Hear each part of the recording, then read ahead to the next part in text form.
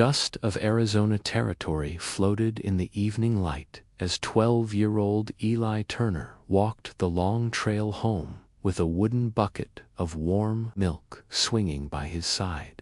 The year was 1883, a time when fear and misunderstanding ruled the frontier more than law or mercy. Eli was used to the silence of the plains, but tonight something felt wrong, like the earth itself was holding its breath. He was crossing the dry wash behind the mesquite grove when he heard a groan. Not the groan of a coyote or a wounded horse, this was human. Hesitant, Eli placed the milk bucket on the ground and stepped toward the sound, pushing branches aside. What he saw froze him where he stood. An Apache warrior, slumped against a rock, barely alive. His chest rose unevenly. His eyes were half open, lost between this world and the next. His clothes were torn, and dried blood covered his side. A spear, broken, lay beside him. Eli had heard the ranch hands say that Apaches were ghosts in daylight, warriors who appeared and disappeared like smoke. But this man was no ghost. He was dying. Eli swallowed hard. "Mister, you need help." The warrior lifted his head. "Cha, water, milk," he whispered in barely understandable English. Eli thought of the milk he carried for his baby sister. His mother always said, "What we give, God gives back double." So Eli made a decision no one in his town would have dared make. He lifted the bucket, knelt beside the warrior, and gently helped him drink. The Apache's eyes softened. He placed a trembling hand on Eli's wrist. "You, brave, good heart, my people, will know." Eli didn't fully understand, but he nodded anyway. For a moment, the world felt quiet again.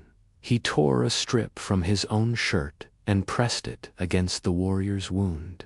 Then he dragged branches to give the dying man shade. By the time Eli left, the sky had turned the color of old brass, and the desert wind was cold on his face.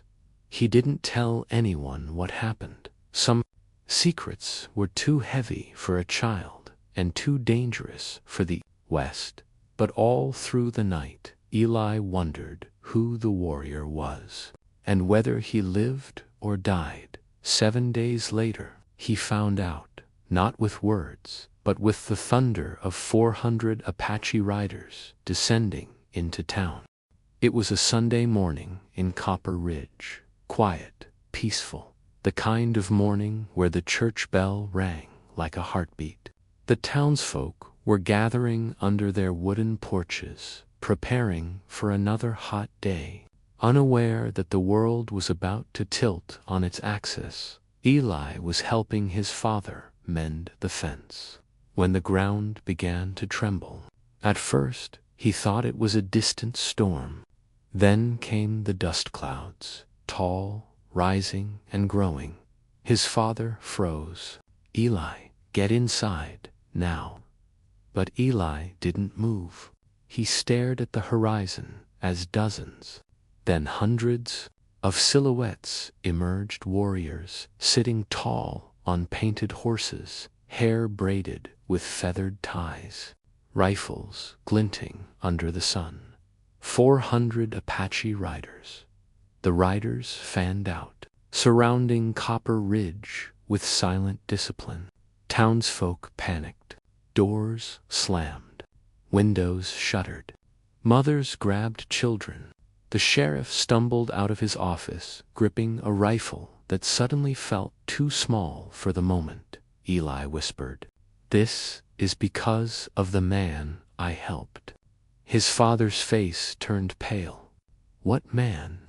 Before Eli could answer, a single rider broke formation, tall, imposing, with a chief's headdress made of eagle feathers that danced in the wind. His horse was white as river stone. This was Chief Nantan Greyhawk. one of the most respected leaders of the Chiricahua Apache, a man known for both mercy and vengeance. He raised his arm, and his warriors went still as statues. "Where is the boy?" he called out in a deep, commanding voice. Eli's breath. His father grabbed his shoulder. "Don't move." The sheriff stepped forward. "What boy? We ain't done nothin' wrong here." Greyhawk's eyes cut through him. "1 week ago, a child saved the life of my wounded brother, Lone Sparrow. He gave him milk when our enemy left him to die. He gave him hope." Eli's knees felt weak. Lone Sparrow, the dying man from the wash. "He had survived," Greyhawk continued. "We came to repay our debt." Gasps ran through the crowd. "Repay? With 400 armed warriors?" Eli's father pushed him behind his back, whispering, "Son, you should have told me." "I didn't know what to do," Eli whispered back. Greyhawk pointed directly at Eli the boy. "Come forward." The entire town watched, terrified, whispering prayers under their breath. Eli stepped out slowly, his heart pounding like a drum. Chiefs and warriors bowed their heads slightly as he approached, which shocked everyone. The boy stood before Greyhawk, unable to meet his eyes. The chief dismounted. He knelt before the child. "You saved my brother," he said. "The Apache do not forget." He reached into a beaded pouch and placed a carved wooden eagle in Eli's hands. "In our tribe, this means honor. From this day, you are under our protection." The words fell like thunder across the town. Eli Turner, the poorest boy in Copper Ridge, now had 400 Apache warriors as his guardians, and the town would never be the same again. For the first time in Copper Ridge history, the streets were silent even at noon. No horses tied outside the saloon. No blacksmith hammering iron. Even the wind refused to make a sound, as if it too feared the tension hanging over the town. 400 Apache warriors had taken positions around Copper Ridge, not inside, not threatening, just watching, protecting, standing like pillars of the desert. But to the townsfolk, protection looked suspiciously like danger. Eli Turner could feel the pressure every time he stepped outside. Whispers followed him like shadows. "That's the boy they want. He brought M here. What if they decide to take the town next? His family is putting us all at risk." Eli lowered his head every time he heard it. His father told him, "Ignore them, son. Folks fear what they don't understand." But Eli did understand too well. The Apache had come with respect, but fear twists respect into fearsome shapes. That afternoon, Chief Greyhawk rode into town calmly with a small group of elders. They dismounted at the general store, where the sheriff and several men stood with rifles in hand. Eli stood across the street, heart thumping as the chief approached. "We come to speak, not fight," Greyhawk said. The sheriff's jaw tightened. "Then speak fast." Greyhawk folded his arms. "One of your ranchers has sent word to Caldwell's militia, claiming our presence is a threat. They ride here now. If they attack, blood will fall on both sides." The sheriff shot a furious look toward the townsmen. "Who did it?" Before anyone could answer, Greyhawk pointed toward the North Ridge. Dust clouds were rising, smaller than the Apache army, but moving fast. 25 armed men on horseback. Militia. Eli felt his stomach twist. This wasn't the danger the Apache brought. This was the danger fear created. Gray. Hawk turned to Eli. My brother lives because of you, because of your kindness. Now we must keep your people safe. Eli's voice was small. I never wanted trouble. Gray Hawk placed a reassuring hand on his shoulder. You brought peace. Others bring war. The militia arrived with loud shouts, rifles held high. Their captain, a hard-eyed man named Briggs, pointed at the Apache warriors. You got no right gathering here. Move out or we'll force you out. Greyhawk didn't flinch. We leave when the boy is safe. Briggs laughed bitterly. You're threatening us over some poor ranch kid. Eli's father stepped forward. He saved an Apache warrior's life. They came to thank him. Briggs spat. Thank him. This is intimidation. This is how raids start. Within seconds, the Apache warriors tightened their formation. The townsfolk backed away. The militia raised their rifles. The sheriff's hand hovered over his revolver. Tension thickened like storm clouds. Eli couldn't breathe. He'd caused this without meaning to, without wanting to. He stepped forward between both sides. Stop, please. His voice cracked but rang through the street. Everyone froze. He looked at Briggs first. Sir, they didn't hurt anyone. They didn't take anything. They only came because I helped someone who was dying. He turned to Gray Hawk. I don't want anyone getting hurt because of me. Gray Hawk's eyes softened. You speak with courage, like a warrior. Briggs scoffed. The boys confused. Step aside, kid.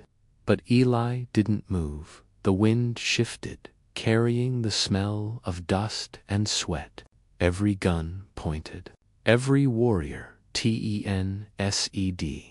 Then a lone figure limped from behind the Apache lines. The dying warrior Lone Sparrow, alive, standing, barely but alive. He raised his voice. This boy saved me. He showed kindness when he owed nothing. If you shed blood today, you disrespect the Creator. Even Briggs hesitated. The moment held like a teetering rock. Something had to give, and it would, one way or another. Silence hung over Copper Ridge like a noose tight, breathless, ready to snap. Every rifle, every bow, every trembling hand in town froze as Lone Sparrow stepped forward. His limp was heavy, but his gaze was sharp as flint. Briggs, the militia captain, scowled. You should have died out there, Apache. Would have saved us all this mess. Lone Sparrow didn't blink. Death comes for all men in time, but dishonor comes only to those who bring it onto themselves. The words landed like stones. Briggs bristled. Is that a threat? Greyhawk stepped beside his brother. It is a truth. The sheriff stepped between them, sweat dripping down his neck. Everybody, lower your guns, now. Nobody moved. Eli breathed fast, chest tight. He could feel the heat of fear coming off both sides, like steam off a kettle. The wrong twitch, the wrong word, and the street would drown in blood. Then Lone Sparrow reached into a small leather pouch tied at his waist. The militia jerked their rifles, ready to fire, but he held up his empty hand calmly. From the pouch, he pulled out the small, torn strip of clothalized shirt fabric he had used to bandage the Apache's wound. He held it up to the sun. This cloth saved my life, Lone Sparrow said. A boy showed mercy where grown men would show anger. He gave milk, not bullets, kindness, not fear. The wind blew the cloth gently, as if the land itself listened. Lone Sparrow turned to Briggs. You could learn from the child, the crowd murmured. A few townsfolk lowered their heads. Briggs growled. You Apaches think you're better than us. You come riding in like kings, saying you're here to protect a boy. That's not protection, that's a threat. No, Greyhawk said firmly. A threat is what you brought today. Briggs raised his rifle, and everything exploded at once. Eli's father yanked him back. Warriors leaped forward. The sheriff shouted. Townsfolk screamed. Rifles cocked. Bows drew. Horses reared. Boots thundered. But before a single shot could be fired, Greyhawk threw himself between both sides, arms wide, roaring, "Stop!" His voice struck through the chaos like lightning splitting a tree. Everyone froze again. Greyhawk turned slowly to Briggs, eyes blazing. If you fire today, you will not only kill Usu, will kill your own town. Violence spreads like fire, and children burn first. Even Briggs faltered at that. The sheriff took his chance and stepped forward. Enough. Nobody fires unless they want to answer to the law. Briggs spat. This is Arizona territory. My men answer to me. Eli trembled, but stepped forward again. Please, Captain Briggs, please, stop. I didn't help that warrior because he was Apache. I helped him because he was hurt. That's all. The words were simple, but they carried the weight of truth, a truth even angry men could feel. Briggs exhaled shakily, lowering his rifle an inch. Not much, but enough. His militiamen waited. The tension broke like thawing ice. Greyhawk looked at Eli with pride. Your courage is greater than any warrior's. Lone Sparrow stepped forward and laid the cloth gently in Eli's hand. My life is yours, little brother. Eli's throat tightened. I'm not anyone's master. Lone Sparrow smiled faintly. No, you are everyone's reminder. The Apache elders murmured among themselves. Then Greyhawk turned to the sheriff. We will leave peacefully, on the condition that the boy is never harmed by anyone ever. The sheriff nodded immediately. You have my word. Briggs looked away, jaw clenched, but said nothing. One by one, the Apache warriors mounted their horses. Their formation shifted like a great river of dust and hooves. Before leaving, Greyhawk raised 2 fingers to his forehead in a gesture of respect toward Eli. You changed 2 worlds today, he said. Then the Apache army turned and rode into the horizon, not in anger, not in triumph, but in peace. Copper Ridge exhaled for the first time in days, but the story was not over, not yet. The sun dipped low behind the jagged Arizona hills, casting long amber shadows across Copper Ridge. The Apache warriors had vanished into the horizon like a wind-blown mirage, leaving behind only a stunned silence. No gunshots, no blood, no war. Just peace. Eli Turner stood in the center of Main Street, dust swirling around his boots. His legs felt weak, but his heart thumped with something he had never known before: purpose. His father placed a steady hand on his shoulder. You did good, son. But Eli only stared at the empty road. Had he truly done good, or had he just gotten lucky? The sheriff approached, hat in hand. Kid, I've been wearing this badge 15 years. Never seen anything like what you pulled off today. Eli lowered his gaze. I didn't pull off anything. I just did what was right. That, the sheriff said, is exactly why it worked. Across the street, Briggs and his militia slowly regrouped. Their faces were cold and hard, but none of them dared challenge the boy now. Saving an Apache could be seen as foolish, but preventing a war, even the toughest men couldn't argue with that. Briggs glared at Eli. "This ain't over. You made us look weak." Eli's father stepped forward.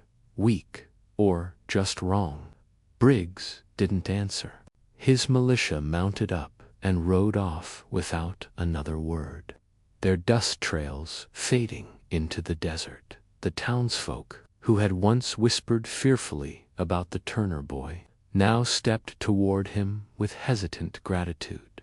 Mrs. Finch, the baker's wife, wiped her eyes.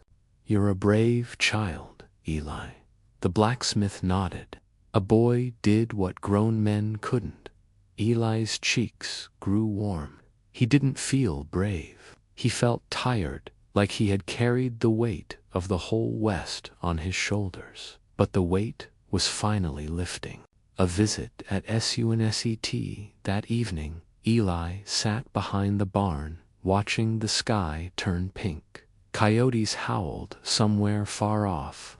The desert, usually harsh and unforgiving, looked soft under the fading light. He heard footsteps. Lone Sparrow emerged from the shadows, leaning on a carved walking stick. Eli shot up, surprised. "You're still here." Lone Sparrow smiled faintly. For a moment, Eli looked down. "I'm glad you didn't die." "So am I," the warrior replied gently, "because it allowed me to see the strength of one small boy." Eli shook his head. "I wasn't strong. I was scared the whole time." "Courage," Lone Sparrow said, "is not the absence of fear. It is choosing kindness despite it." He placed something in Eli's hand, a small polished stone, engraved with the Apache symbol for life. "This is for you, a reminder that all good deeds return home." Eli clutched the stone tightly. "Will I see you again?" Lone Sparrow looked to the horizon, where the sky burned orange. "The desert is wide, but paths always meet when hearts remember." Then he stepped back toward the mesquite trees, where a single horse waited. He mounted slowly, wincing from his wound. Before riding away, he said, "You have changed my people's story today, and your own."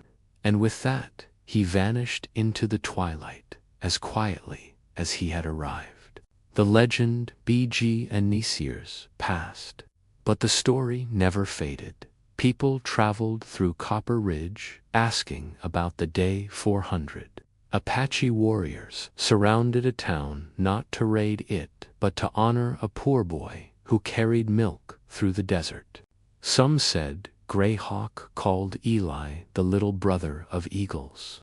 Others said Lone Sparrow told tales of a child whose bravery cooled the flames of war. And Eli, he grew into a man respected by cowboys, ranchers, and tribes alike, a bridge between worlds that had once feared each other. But he never forgot the weight of that wooden bucket, or the warmth of the dying warrior's hand, or the day an entire army rode to repay a single act of mercy on quiet nights. Long after he was grown, Eli Turner would hold that polished stone and whisper, "Kindness is never small." And somewhere in the desert wind, it seemed, a distant voice always answered, "Nor is its memory."